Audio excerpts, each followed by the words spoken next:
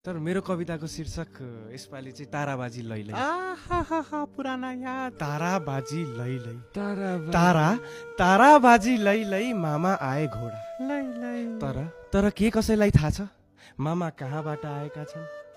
तर के कसैलाई थाहा छ मामा कहाँबाट आएका थिए? न त कसैलाई थाहा छ मामा कहाँ आइपुगेका छन्? न त कसैलाई थाहा छ मामा कहाँ आइपुगेका छन्?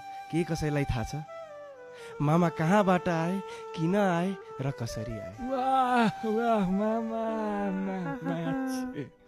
मलाई थाहा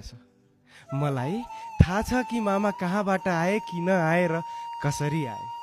मामा घोडा पाउने ठाउँबाट आए, घर जानलाई आए र घोडामा चढेर आए। मामा घोडामा चढेर आए, तर घोडा मामामा चढेन। किनभने घोडा यदि मामामा चढेको भए मामाको आम्मामा हुन्थ्यो। मामाको आम्मामा हुन्थ्यो।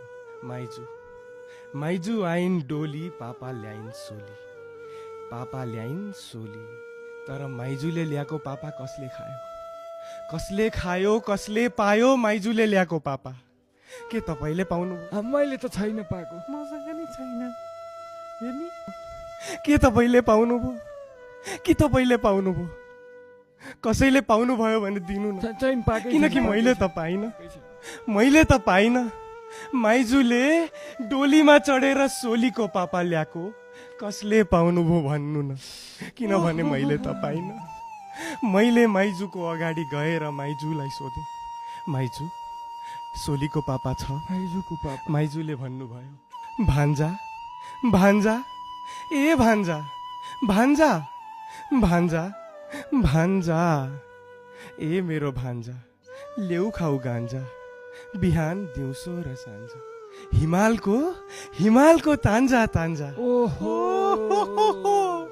र त्यही गाँजा खाएर मैले यो कविता लेखेको।